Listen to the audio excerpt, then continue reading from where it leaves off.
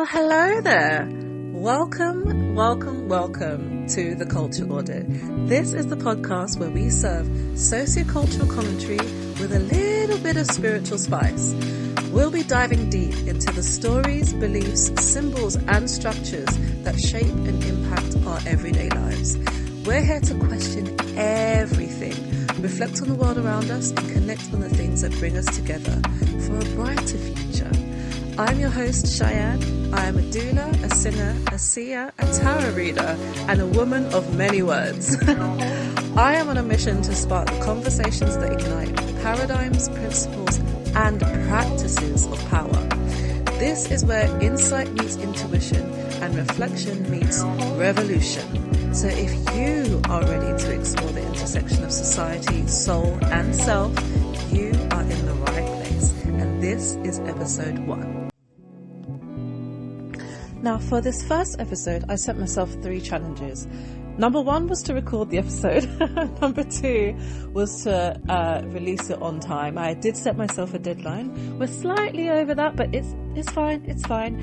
And third was to record it without chopping and editing it. So I'm going to try and to record this in one take. And the reason for this is because I've had the idea, a plan, and the kind of like premise and intention for this podcast for a number of years now. I would say at least from the end of lockdown. If anybody doesn't know when that was, you were on Mars or under a rock at the time. So I would say around about 2021, the very latest. And I've been in this. First of all, I do feel like there were things that I needed to go through. I don't think I'd finished. I don't think I was ready at that time to start it. So that's for one.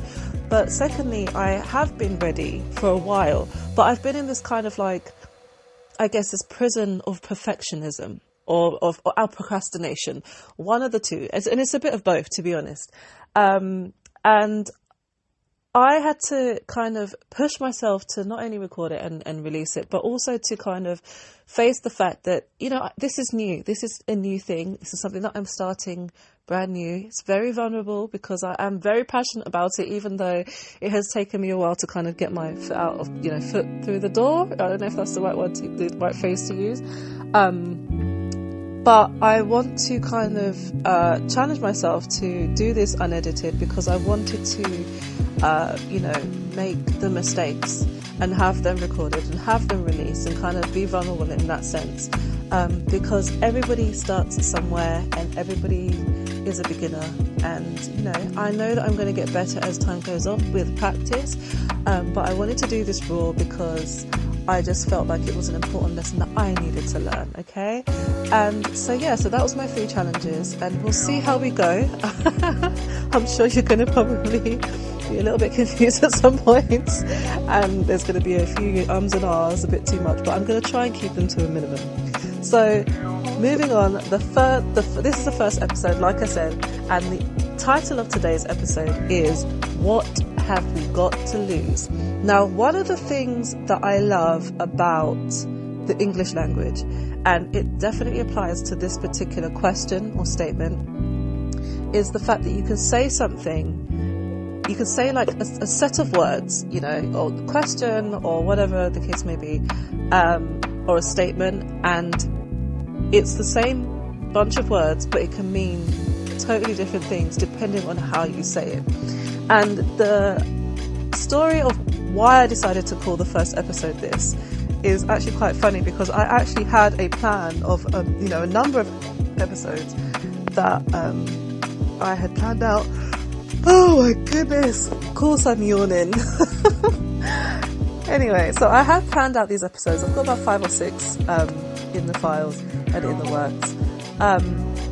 But this particular week, I'd had a number of conversations. So I was speaking to one of my friends and we were talking about how, like, the best way to inspire people to change.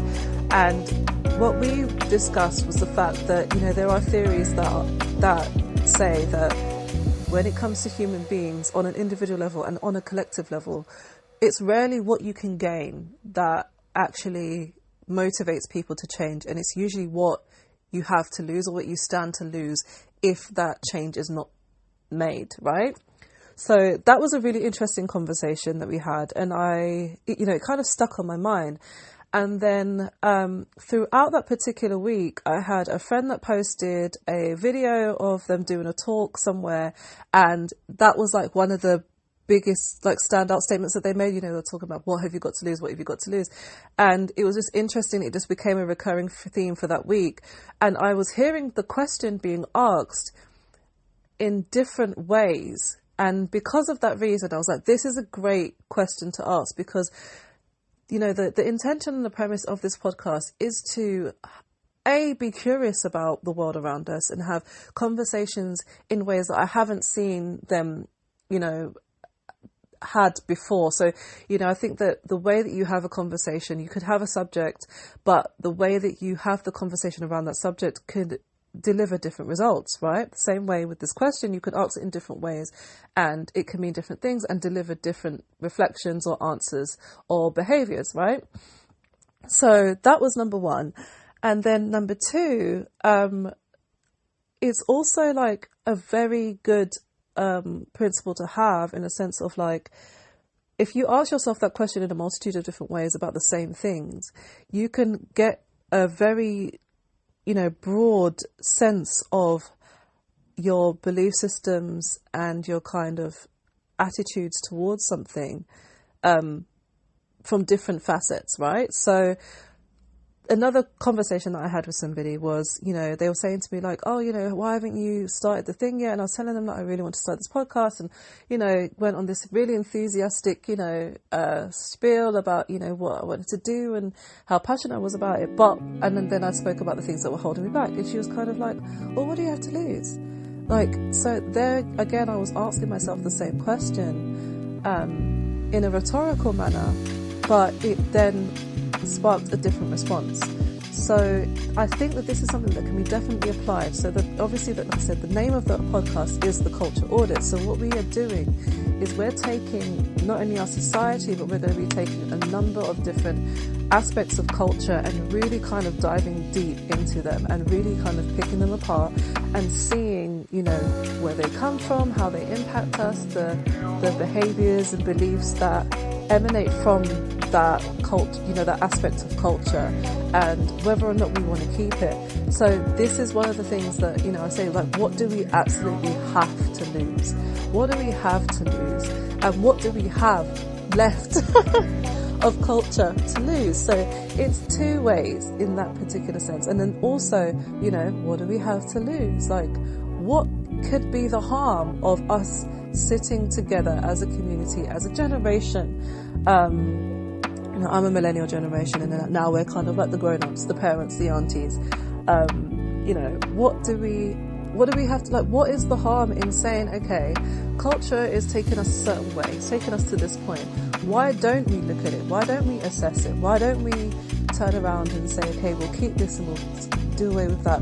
What does losing those aspects of culture or those beliefs or those habits, what does that do to us as people? What do we have to lose, And I'm going to probably repeat the same thing, but I think you get the gist of it. It's a question that we need to ask ourselves in a multitude of different ways when we're looking at how we, assess and audit our culture, but also how we then approach change as we go forward.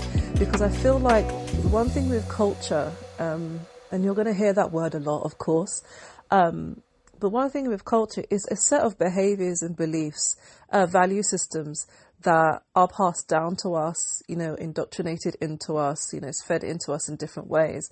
But a lot of the time we just receive it. And I guess the fortunate and the unfortunate thing, depending on whether that, aspects of culture or the beliefs or whatever are, constructive or destructive. The good thing is that, it starts from very young. So it starts at a point of infancy or childhood where we're very open to receiving. So we start our life off open to receiving. We get downloaded with all these beliefs and, cultural practices and cultural habits and, these cultural frameworks.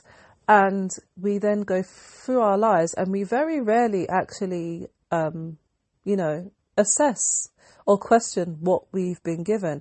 And many people are doing that right now in ways that has never been seen before. So it's in a way that kind of is so, I guess the availability of information plus historical record, plus connectivity of human beings is happening in a way that it's never really happened before. The way that we are learning things as a collective and shifting and moving, and that kind of dexterity is something that's very new. And it's not necessarily new for us because it has been this way for a while, but it's new in terms of the history of the human race. So I think that was something that I wanted to bring forward, and really kind of focus on that question. And I want everybody that's listening to really ask themselves, like, what do we have to lose? What do we have to lose? What do we have to lose? And what do we have to lose? So I want you to go back and spend the next few days until the next episode really asking yourself this question. When it comes to auditing our culture, what do we have to lose? And yeah, I'd love to hear your comments, love to hear your feedback on that. I'm going to go away and do the same thing and really kind of, get to the grips of this question, and I'll bring it back, and it'll be a discussion that we will continually have.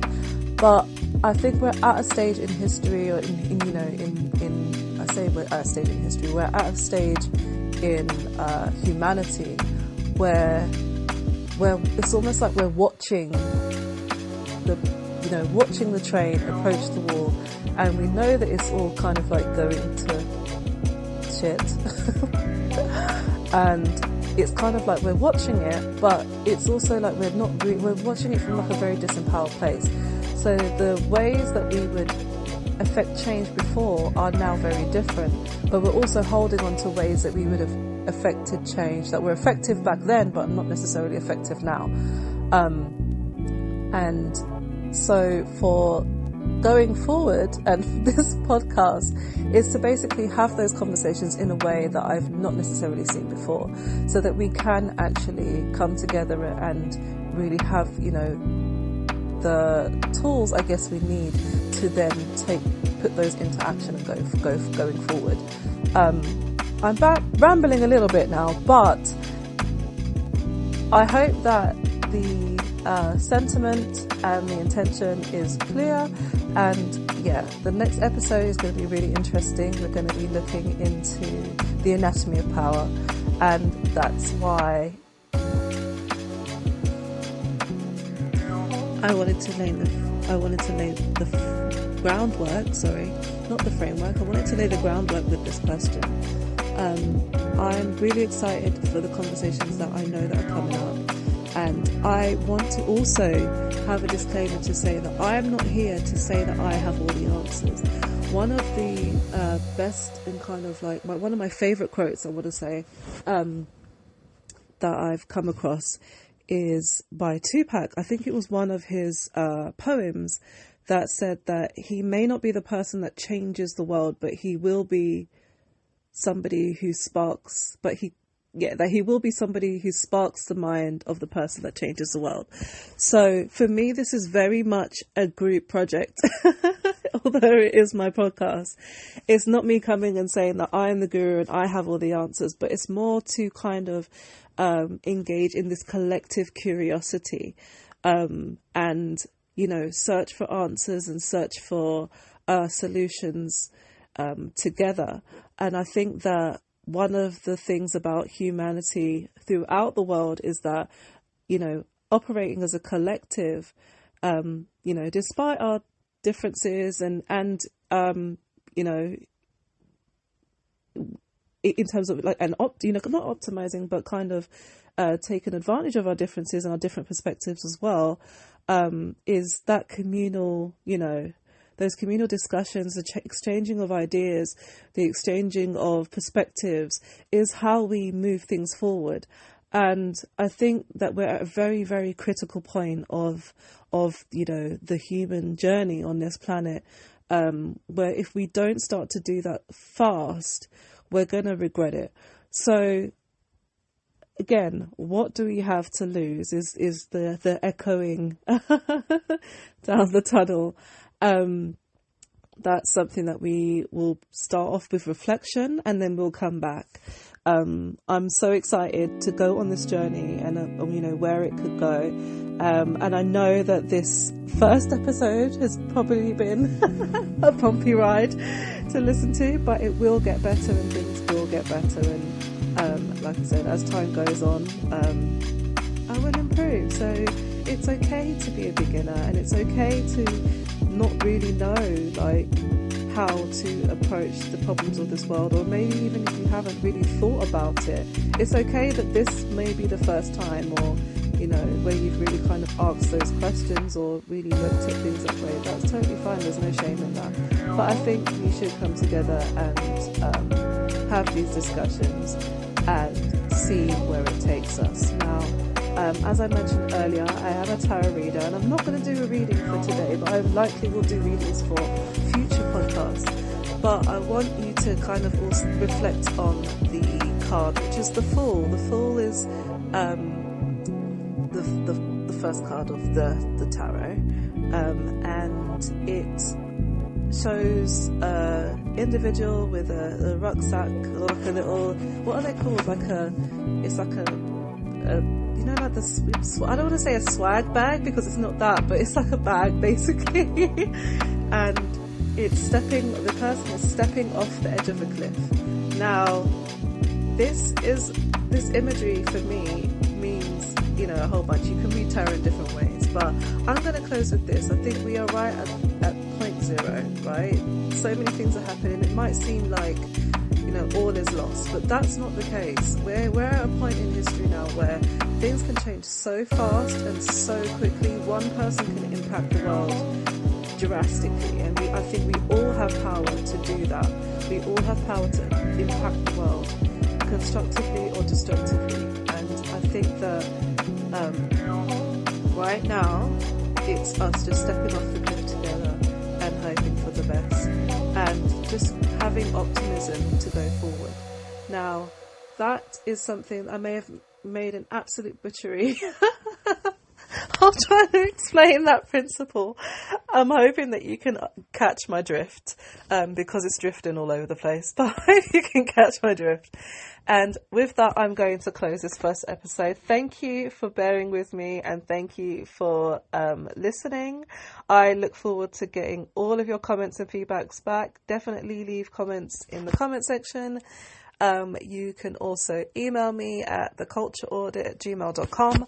And yeah, I'm excited for episode 2. What have we got to lose? Take care. One love.